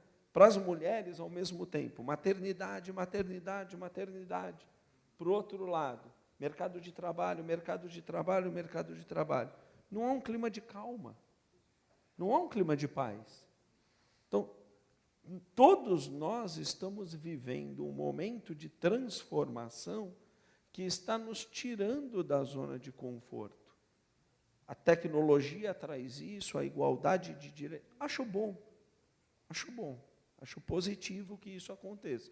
Eu fico orgulhoso de termos aqui mais alunas do que alunos, porque acho que para o futuro, quer dizer, a sua vinda aqui ela é representativa, porque você mostra uma mulher que estudou vitoriosa no mercado de trabalho e, obviamente, que vai ser uma referência para as nossas alunas, para os nossos alunos.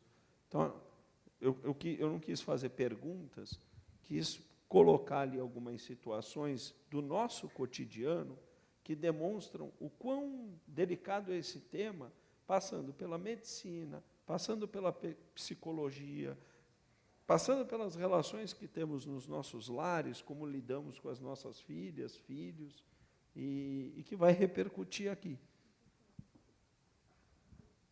Bom, obrigada, professor. Ali está com o microfone já faz um tempinho. Deixa eu só aproveitar o gancho do professor Rodrigo, porque quando ele falou da questão dessa ressignificação, quando a gente fala de ressignificação de maternidade e paternidade, é porque passa pela compreensão de qual é o papel que o homem vai assumir ou quer assumir, né?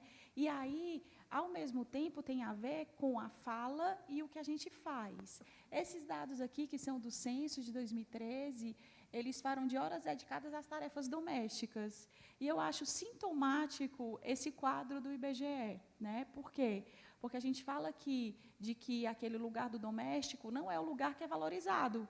Foi o que eu já tinha falado, o professor Rodrigo falou, é o lugar do doméstico, do trabalho reprodutivo, é aquele que não é valorizado, não tem status, ele não inspira, mas todo mundo tem. Todo mundo tem que ter esse trabalho. E quem é que faz? A mulher, não é a Denise está dizendo, não, é o IBGE. Foram as famílias que disseram, quando, no meio do censo, que eram as mulheres. Então, nós temos casas da mãe com filhos, olha a quantidade de horas que elas trabalham, porque o azul é trabalho remunerado e o preto é o trabalho de afazeres domésticos. Pai com filhos, então, eu estou falando, naquela primeira modalidade de família, só tem mãe. Na segunda modalidade, só tem pai. E vocês estão vendo a diferença do tempo que é destinado ao trabalho doméstico. Então, quem é que está fazendo esse trabalho doméstico na casa do pai com os filhos? É uma mulher terceirizada. Porque alguém tem que fazer a comida, alguém tem que lavar a roupa. Né? Eu sempre brinco, Denise, quem é que lava a roupa? Eu disse, quem suja. Quem faz a comida? Quem está com fome. Quem lava? Quem sujou a louça. Era essa a ideia de civilidade, não era? Não era para ter regra se era homem ou mulher. Gente, quem lavou a roupa? Quem está precisando da roupa limpa. Quem fez a comida? Quem estava com fome, quem lavou, quem sujou. Pronto, pode ser homem, mulher, um adolescente, não importa. Então, as nossas lógicas, elas precisam ser mudadas nesse sentido, porque isso é a organização de uma casa para um ser humano. As pessoas não têm que tomar banho, ou pelo menos deveriam, usar uma roupa limpa. Quem gosta de roupa passada. Quem não gosta, usa roupa sem ser passada, não tem problema. Tem uma série de roupas agora que não precisam mais passar. Eu tenho lá no Mackenzie, no doutorado, tem um aluno no mestrado, e ele diz, olha, eu moro só, eu devo passar roupa, eu só compro camisa que não precisa ser passada. Eu lavo, coloco no cabide e fica lá. Pronto, está certo. Ele diz, às vezes, em vez de eu ter 10 camisas, eu tenho 5, porque essas camisas são mais caras, mas é um para cada dia, está lindo. De segunda a sexta, no final de semana estão todas lavadas, na semana já vamos de novo, vamos que vamos. Então, são estratégias que a gente tem que utilizar para essa vida, entre aspas, menos caótica, né, e menos tensa. Eu também acho que existe uma tensão muito grande dessas dualidades hoje em dia. E aí, mulher chefe de casal com filhos, isso quer dizer dinheiro, tá, pessoal? O chefe de casal para o IBGE, em 2013, era quem ganhava mais. Então, a família, mulher chefe de casal com filhos, essa mulher trabalha 36 horas e meia fora e mais 30 horas dentro de casa, E o homem chefe de casal com filhos, ele trabalha 44 horas,4 fora, e ele trabalha só 10 horas em casa. Vejam a diferença entre homens e mulheres, chefe de família, vivendo em casal, nas horas trabalhadas fora e trabalhadas dentro de casa. E aqui, mulher cônjuge em casal com filho é aquela mulher que vive casada ou em união estável, mas ela não é a chefe de família, ou seja, não é ela que ofere a maior renda. Nesse caso, é quase paritário, 34 horas e 31 horas,7. Então, eu, mulher que não ganho mais, eu trabalho quase o mesmo tanto. Fora, eu trabalho dentro de casa, tá? Porque não sou eu que trago maior renda para casa. Então, aqui é do último censo do IBGE, e é por isso, professor, que o que você pontuou sobre o trabalho doméstico, que é o trabalho reprodutivo, a gente precisa pensar.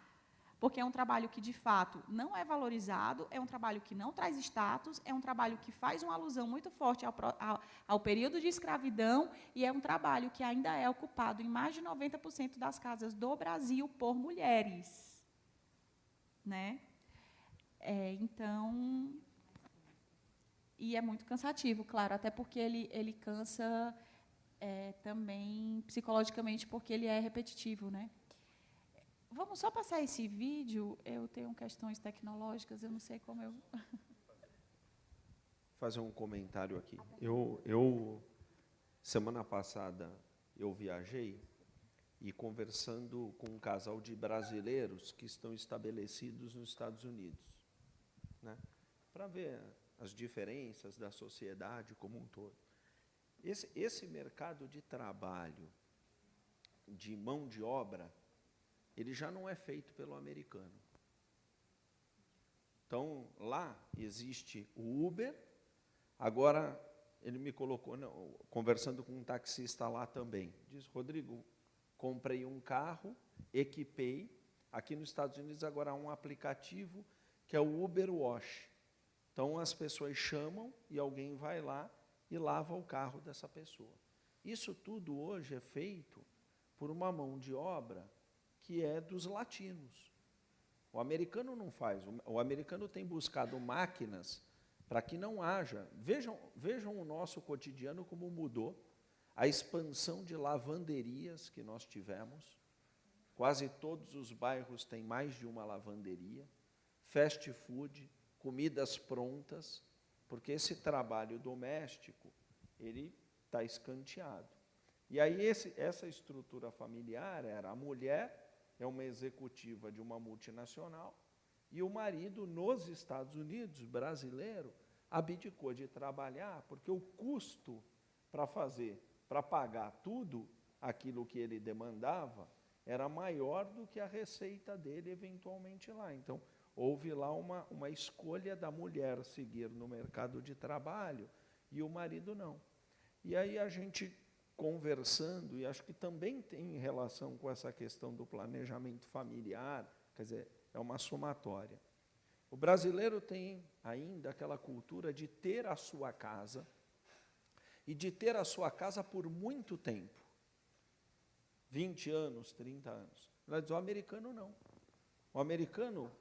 Débora, eles estavam nesse formato. Eles moram numa cidade próxima de Miami. Como a escola pública melhor é de outro bairro, e para estudar naquela escola tem que ser residente daquele bairro, eles se mudam para lá. Que pode não ser necessariamente a escola, o nosso aqui, fundamental e médio. Então, eles mudam de acordo com esse interesse da formação dos filhos. E com um foco muito claro, que é diferente também da nossa formação, que ela colocou dois importantes. Primeiro, os filhos, quando em período de faculdade, eles querem este filho autônomos, independentes e longe. Não porque não amam, mas porque eles querem a independência. E segundo, há um preparo para a velhice, que é assim, eu não quero dar trabalho para os meus filhos, não quero depender de ninguém, e vou recolher uma previdência privada e ficar num local. Então, o tema planejamento familiar também não guarda afinidade um pouco com essa questão do trabalho doméstico e tudo, quer dizer, eu me dedico tanto em casa porque, digamos assim, eu me cobro por aquela atuação muito ainda maternal, paternal, né? E não trabalhamos tanto essa independência deles.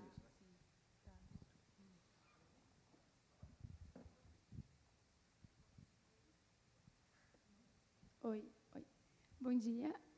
Eu acho que quando a gente fala referente à natalidade, níveis sociais e educação sexual, não tem como a gente não envolver a discussão do aborto.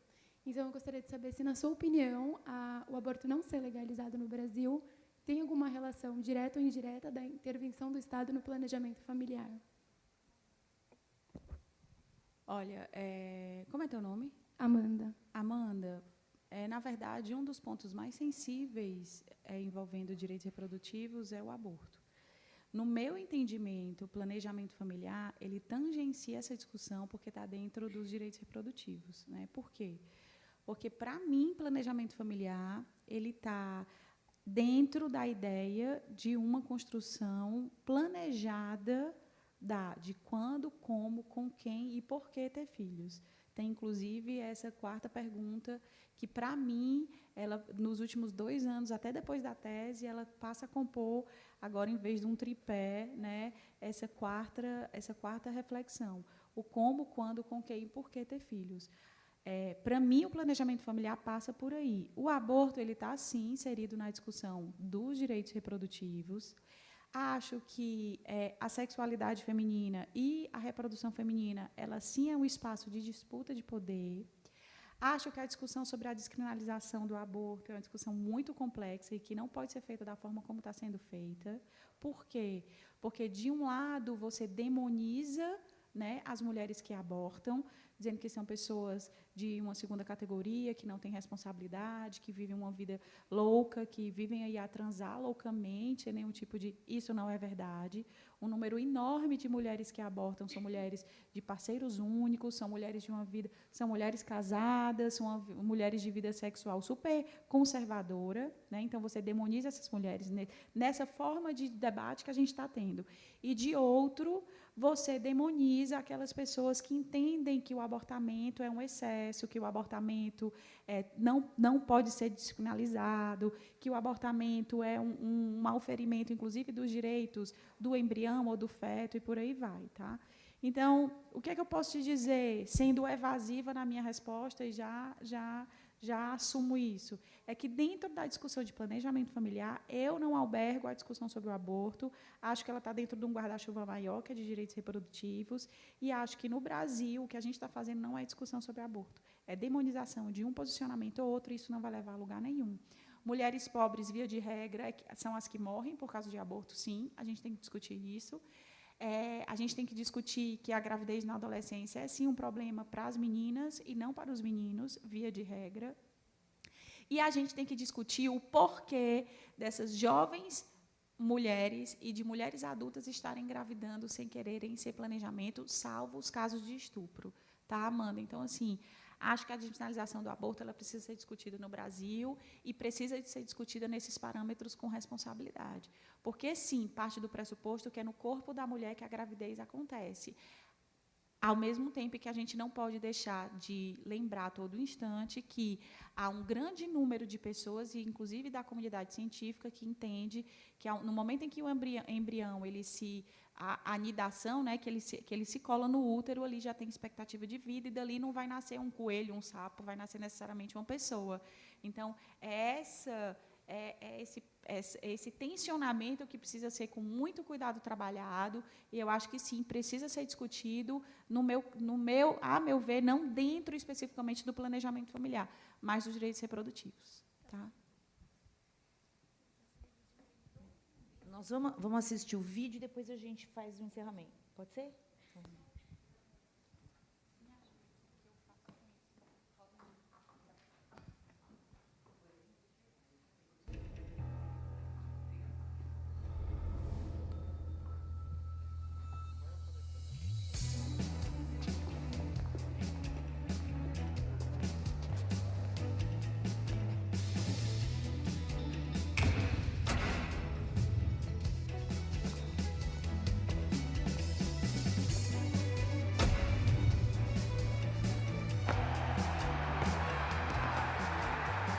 quem fez esse gol de esquerda? Ah, Neymar. Romário? Messi. Neymar. O Ronaldo. Foi Messi. Eu acho que foi o Neymar. Kobe Bryant. O LeBron James. Michael Jordan. Oscar.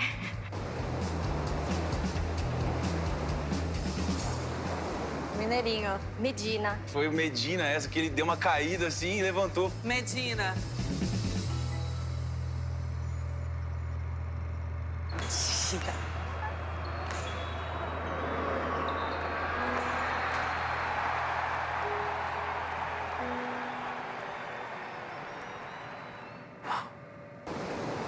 Nem imaginei que pudesse ser uma mulher.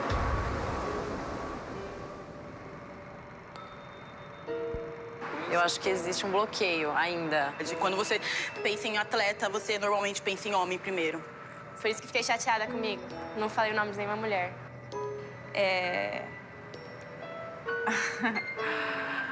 Foi muito lindo ver isso. Não me esperava.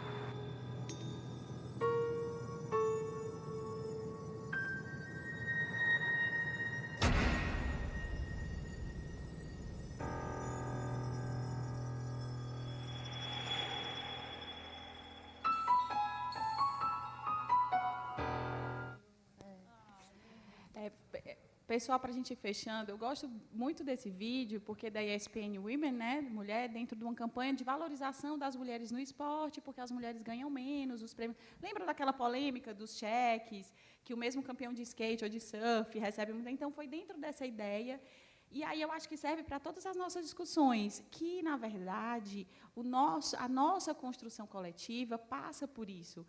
Aquela brincadeira que já passou na internet, é porque eu tive que escolher um dos dois, que é como se fosse uma pegadinha. Você é chefe do serviço de cirurgia neurológica de um hospital. O seu filho chega para ser operado após um acidente. O pai do menino está em casa. Quem é você? Aí começa. É um casal de homens, é o pai adotivo, é o pai biológico. Não, é a mãe. Só que quando fala que é o chefe do serviço de cirurgia neurológica, quase ninguém trouxe a mulher. Então, são pesquisas que vêm mostrando para a gente que nós, mulheres e homens, nós como sociedade, porque vocês viram aí várias mulheres e ninguém mencionou nenhuma mulher. Então, não foram só os homens. É isso, essa desconstrução da dicotomia, homens versus mulher, bem versus o mal. Né? Parece aquela coisa de Star Wars, os Jedi, os cavaleiros. Não tem nada a ver com isso. Tem a ver com construção harmônica de uma sociedade, novos parâmetros de relação. E é a partir daí que a gente vai conseguindo, né, trabalhar, e indo agora para o nosso último ponto, para fechar, a ressignificação desses papéis da maternidade e da paternidade passam necessariamente pela ressignificação dos nossos papéis como homens e mulheres na sociedade. Não tem como. Né? Se, via de regra, são os homens que exercem essa paternidade e as mulheres que exercem essa maternidade, a gente precisa analisar isso sob outros olhares, a partir de novas perspectivas. Né? E o planejamento familiar, eu acho que é um espaço onde cabe esse tipo de discussão, essa interlocução entre direito constitucional e direito civil e os parâmetros das relações privadas e públicas. E eu acredito que o caminho é esse, é o diálogo, é a construção colaborativa, é a reflexão crítica e a disposição e a disponibilidade para mudar. Né? Muito obrigada, professora. Quem gostou, aplaude.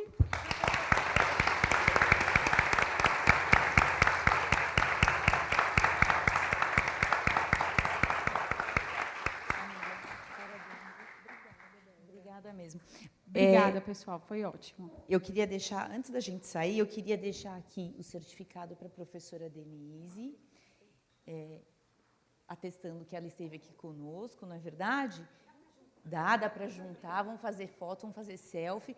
E eu queria falar para vocês o seguinte, eu separei uma música dos anos 80, que provavelmente só nós conhecemos, e vocês não conhecem. Mas é uma música que fez um sucesso. Sabe aquelas bandas que são bandas de verão? Elas aparecem, estouram e nunca mais aparecem? Mas essa música é importantíssima, porque ela rompe um paradigma de uma época em que não se falava de sexualidade. E apareceram meninas grávidas. Aquele primeiro momento que as meninas saem assim para falar que são mães solteiras. Então, eu queria terminar, vamos fazer a nossa selfie, eles vão soltar o som e vocês ouçam a doideira que é essa música. Estourou de tocar no Brasil. E é muito engraçado, é uma sátira, e é um primeiro movimento, depois da Rita Lee, que fala de mulher, lá na música Cor-de-Rosa Choque, que volta a falar de sexualidade e mulher rompendo paradigmas e preconceitos. Obrigada, gente.